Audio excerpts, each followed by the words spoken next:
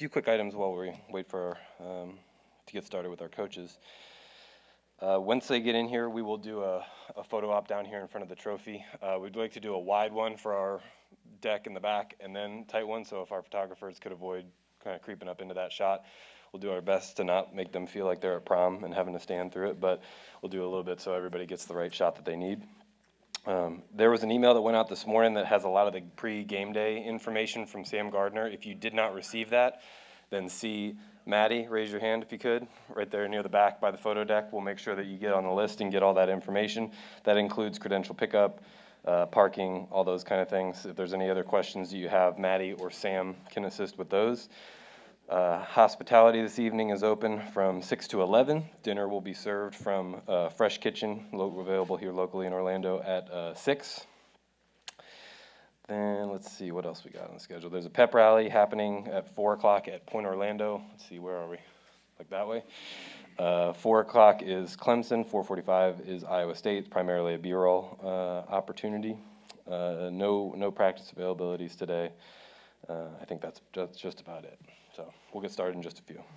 I guess I should say, like the last one, we will have transcripts available. We'll provide a recording and transcripts once this is over with.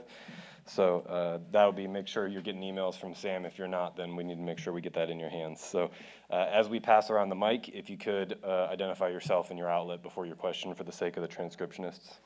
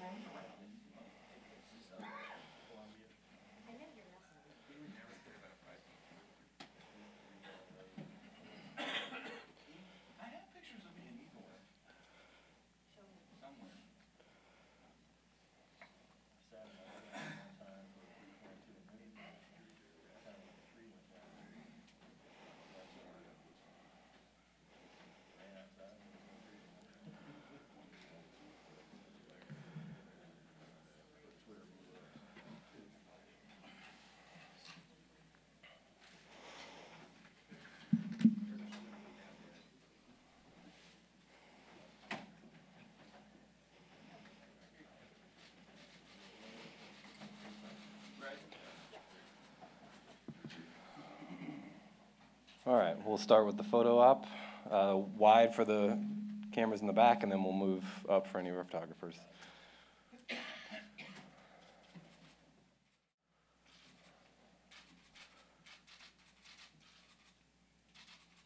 All right, if anybody needs to move in just a little bit longer for our coaches, sorry.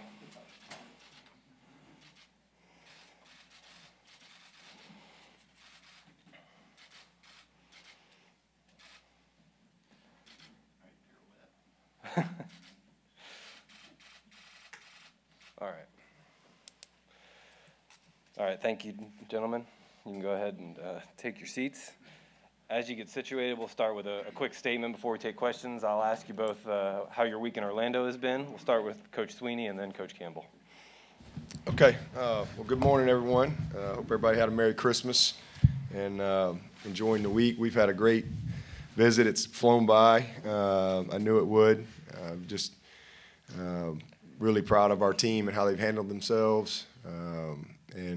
We've had great preparation. Very appreciative of all the effort and work, first of all, that goes into making it a great experience. I mean, it's an enormous undertaking by all the volunteers that are part of the Cheez-It Bowl. Obviously, great sponsors supporting the bowl.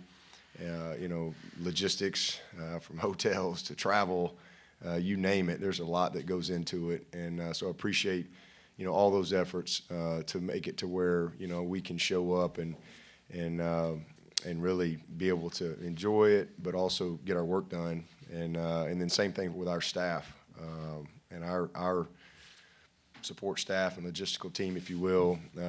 They've done an amazing job to make it an efficient week for everyone involved, all of our families. So it's been great.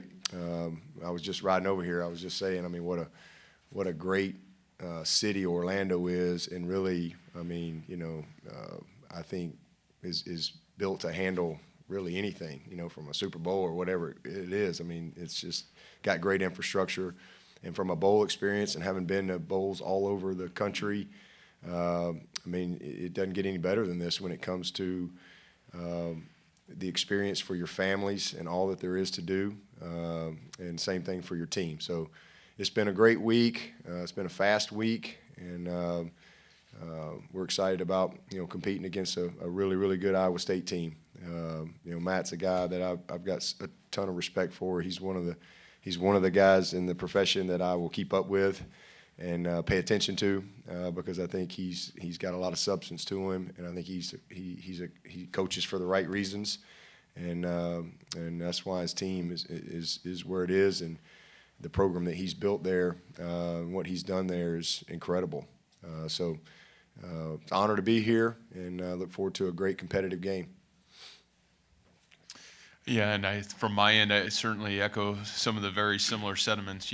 Being here now our second time in 3 years in Orlando, the experience and the opportunity to bring our football team and our program here to this city, the events, the time, the effort that the leadership has put into making this bowl experience first class has been second to none. We know the time and effort by so many people that go into making this a really special trip. It's first class, and I think from my end and our staff's end and certainly our players' end, it's greatly appreciated. We're certainly a staff that's got a lot of young kids. To be in Orlando, that's a tremendous opportunity for our football players in general. It's been great. There's 2 classes that weren't here with us the last time we came, and to see their excitement and to be able to go through the city, and then obviously, the weather's pretty hard to beat. I don't know if we'll see this in Ames, Iowa here until about May. So I think that's certainly a great part for everybody involved. And, from our end, from a football standpoint, it's been a great week as well. We've got a great mix of an older and a younger team in a lot of ways. We've been really valuable experience for us to be down here in this environment, to really go through this journey together has been a real joy, really, to be honest with you, since the end of the TCU game for us. And competing against Coach Swinney, as I've said multiple times, just the utmost respect for who he is, what he's about in this profession, how he's built a football program. That part for me is a great honor to be able to compete our team and our program against this great Clemson program and what he's been able to build. All All right, we'll open it up for questions. If you could raise your hand, we'll get a mic over to you. We have Rob and Ray. We'll start up here on the right, or on the left. Coach Campbell, this is for you. Obviously, Breece Hall will be not be in the game due to going for the NFL draft. And it's funny, just a few years ago, that was completely taboo, and now it's something that's kind of commonplace and might even look good for a program. If you could take a minute, tell us your bit about player mobility and all that in the college landscape for the players here. Yeah, you know, I think that's certainly unique from an Iowa State standpoint, just because, you know, Breece is such a unique football player, and you know, he's a young man that, you know, has done everything for the betterment of Iowa State football from the day he's been on our campus. And, you know, we certainly understand the situation and opportunity that he has in front of him. And yet I would say Breece has been the ultimate leader in that running back room, even since he decided that, you know, the best thing for him was to not play in this game. And, you know, I think that's what I love about Breece. You know, he's one of those young men that has been just such an integral part of the growth of our football program in every way, shape, and form. Now, you know, what's going on the overall landscape, I think Coach Swinney and I both have had those conversations. Just, you know, it's certainly an interesting time of where we're going and what's going to occur. But, you know, I do think these bowl experiences are really special. I think it's really special for communities and programs, especially like ours at Iowa State, where you can rally around these opportunities. And for the 18 to 22-year-olds that would maybe never get these experiences, I think these are priceless. And so, you know, from my end, I think Breece is certainly an outlier, but we understand and certainly support him in every way, shape, and form. It's for Coach Swinney. A little bit of a follow-up to your opening statement, what you said about Coach Campbell. What do you see specifically in him? I mean, there's hundreds of coaches out there. What do you see in him building this program that stands out to you? Yeah, well, first of all, how he's done it in Ames, Iowa. You know, I mean, I'm not sure of the history of Iowa State, but I know what he's done since he's been there has put Ames, Iowa on the map. And, you know, to be able to go into a place that really, you know, hasn't won at the level that he's won at and do it, there's something unique there. And he's, you know, I think you have to do it differently. And I think that's intrigued me. You know, young guy, you know, coming from Toledo, kind of kept up with him a little bit there, and then just watching what he's done, and then just watching him from afar and how he's handled his team, how he's responded, how they've handled success, how they've handled failure, listening to him, you know, just, you know, you can just tell he's a coach of substance. And then first time I met him was in an airport. We were crossing paths, like, you know, kind of a random meeting, and swapped numbers there. And next thing you know, brought him out to Clemson, and we hung out for a day or two and spent some time together. He spoke at our clinic, and then our defensive staff actually went out there. So, you know, I just think that he's a very bright coach, but more than anything, I think he represents what a coach should be. I think he truly coaches for the right reasons. He cares about the whole player, his staff, and I think that's one of the reasons he hasn't had a lot of staff turnover. Most of his staff's been together for many years now, and I think that says a lot. I mean, they play with anybody. I mean, you look at every game this year. I mean, they could be in the playoff right now. I mean, they're a few plays away from that, literally. Every game down to the wire. And I think when you see a team compete the way they've competed, it just says a lot about the culture that's been established around them. And that doesn't just happen. So, good football coach, bright future, and you know, Iowa State's a school that's not going away. All right, we'll go over on the right. Matt, what do you figure your final words to Brock Purdy will be? I think you can sum it up in really two words: is thank you. Thank you for believing in a vision. Thank you for staying the course. Thank you for fighting through really good times and fighting through really tough times. And thank you for leading with class every step of the way. You know, Brock, as I've said many times, our program has grown with Brock Purdy, and we've been able to stay the course through almost every ounce of adversity that's come our way because of how he's handled adversity. And so from I think it's a really simple sum up of his thank you. And you know, it was his birthday yesterday, and as I whispered into his ears, we went out to practice, like, you deserve the world because you've given us everything that we could have ever asked for, and we're really grateful for everything you've done and accomplished here. And just really excited to be able to lead with him one more time, and then really excited to watch what he does going forward. Stay same side, one row back. Matt, you just alluded to this being the landscape changing, this being an interesting time. By my count, you've got 12 players in the transfer portal. Why is that, and what do you do about it? Yeah, I don't think you do much about it other than you keep building your program. And, you know, it's certainly an interesting time. You know, I think whatever my opinions are on what this time is are really irrelevant, other than I still believe that the college journey between 18 and 22 years old is about, you know, it's transformational rather than transactional. And I've always believed it's about the entire collegiate experience. And to me, you only continue to strengthen and build your program in a time where I think the rest of the world wants you to become transactional. The rest of the college football landscape wants you to become transactional. And to be honest with you, it's why I have so much respect for Coach Swinney and really what the Clemson program has done, because I really believe he's built his program through transformational leadership and transformational value system. I think it's really hard to find in our profession today, probably getting harder, and will only continue to get harder.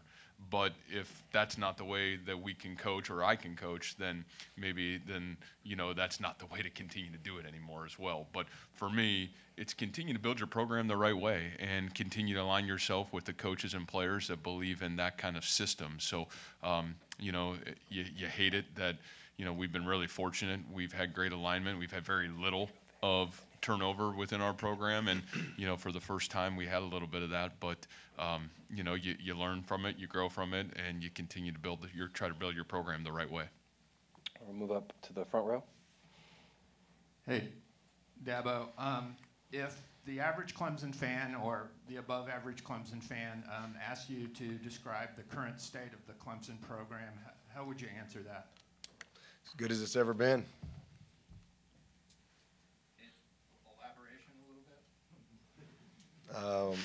Well, we've got a great, you know, young nucleus of players. Got just about everybody back. There's not a single lineman that's going to play that's not back. All the running backs are back. Eventually, we'll get all these receivers back. We got an unbelievable tight end room. We got a great young quarterback that's gotten better and better through the year. We've got a great recruiting class coming in, 9 mid-years.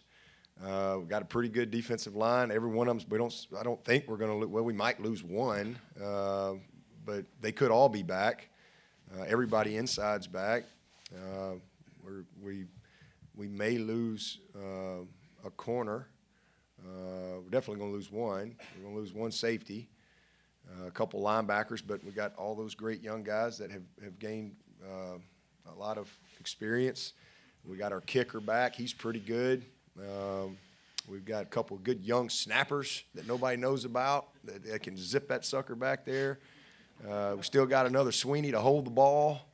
I mean, you know, we got a great coaching staff. We still are in Clemson, South Carolina. We got the best game day experience environment in the country.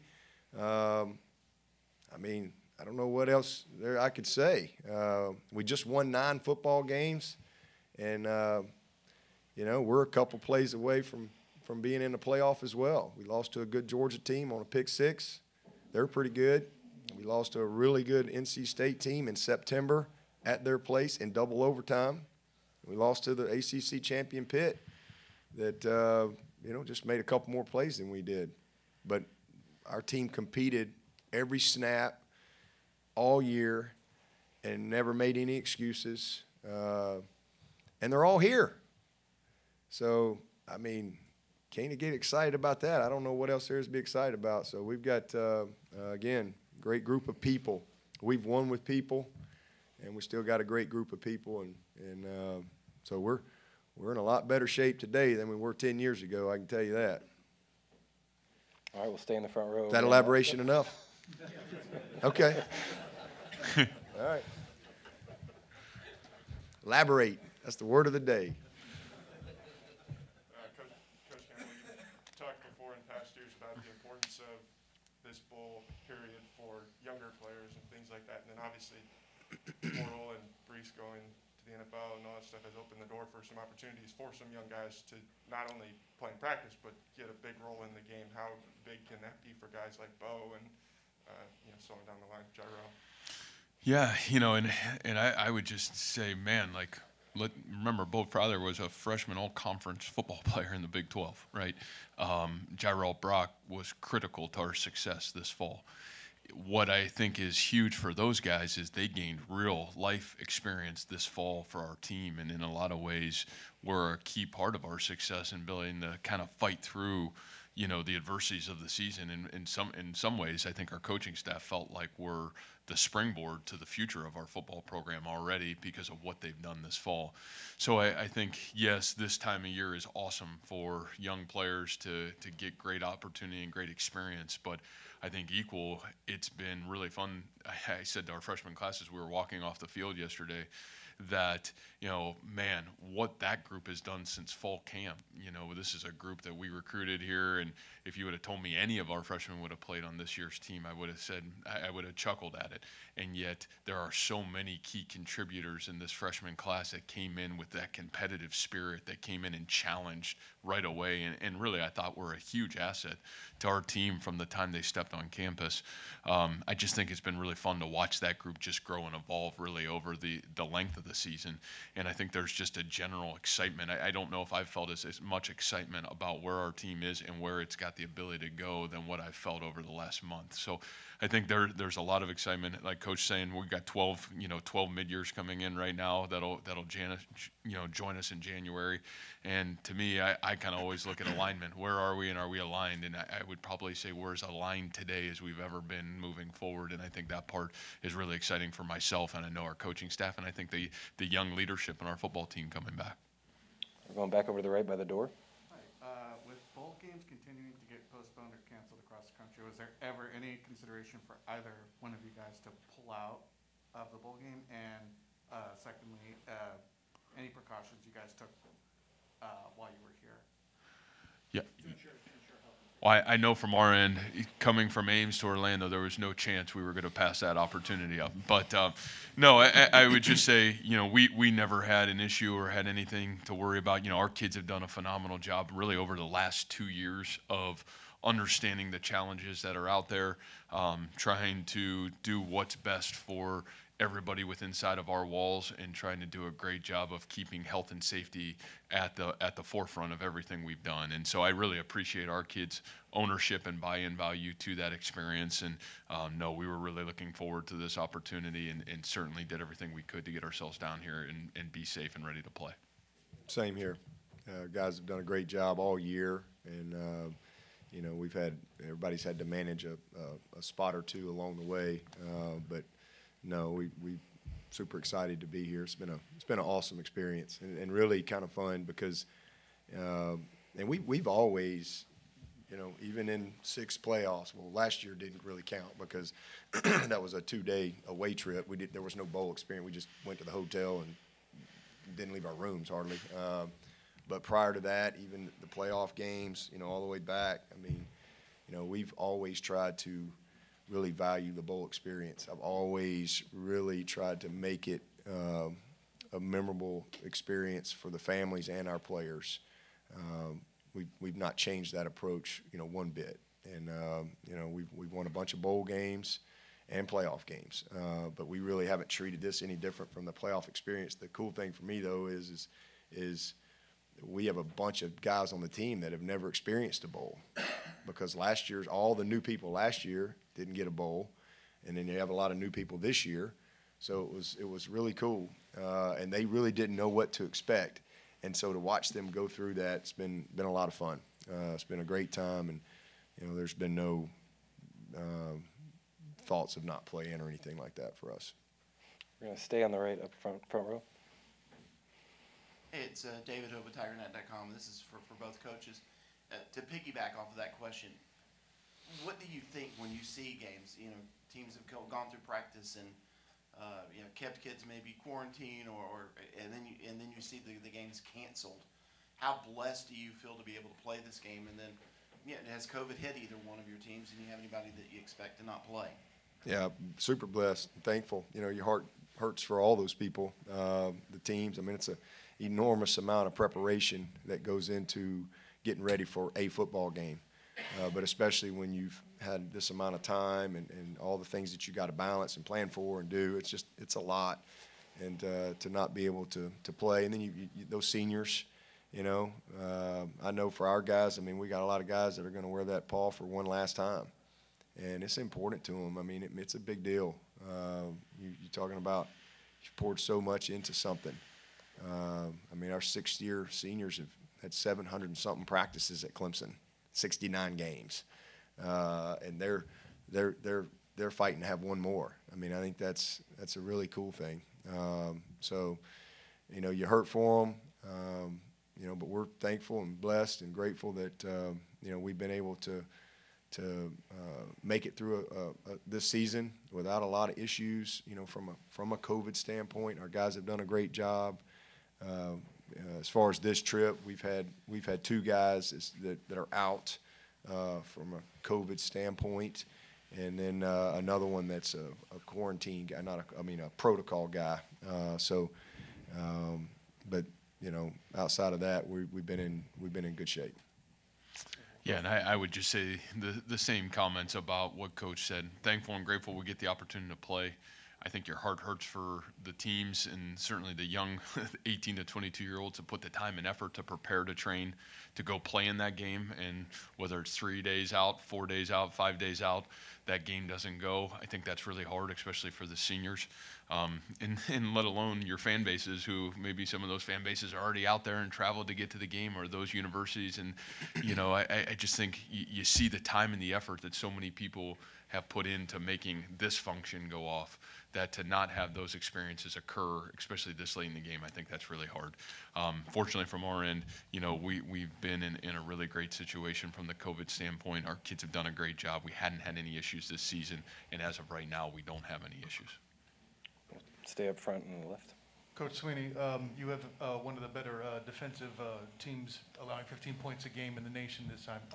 You elaborated before about how much talent you have up and coming. A lot of that's on the defensive line there too. How do you prepare younger guys against a quarterback whose experience is Brock Purdy? Like, you know, he's going to be on his way out. He's graduating. Got a couple guys I think that are sophomores that are your top sack guys. Are there any intangibles you prepare them for in that situation? No, I just think you get ready for who they are and what they do. I mean, it's a great player. He's a gamer. I mean, you have to get, but you have to. I mean, we're not playing freshmen over there. You know, Miles Murphy's not a young player. Xavier Thomas is not a young player. KJ's not young. Maskell, you know, Rooks played 12 games now as a third-year sophomore. Tyler Davis is a junior. Skowski and Spector have played 10,000 games. Nolan Turner's played 20 years. You know, Booth and Mario are juniors and seniors, so we don't really have a lot of young guys over there.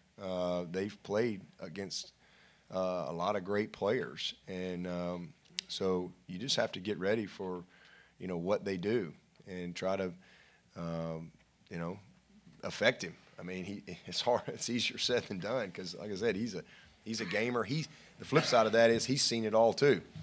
Not much he hadn't seen, and he's very well coached and very well prepared and has a great, you know, understanding of their offense and ownership of what they do, and you know, knows how to get them in and out of, you know, bad plays, and so, you know, takes care of the ball. I mean, this is a team that doesn't beat itself. That's the one thing that jumps out at you about Iowa State when you watch them. They don't make a lot of mistakes. They don't beat themselves. They're one of the least penalized teams in the country.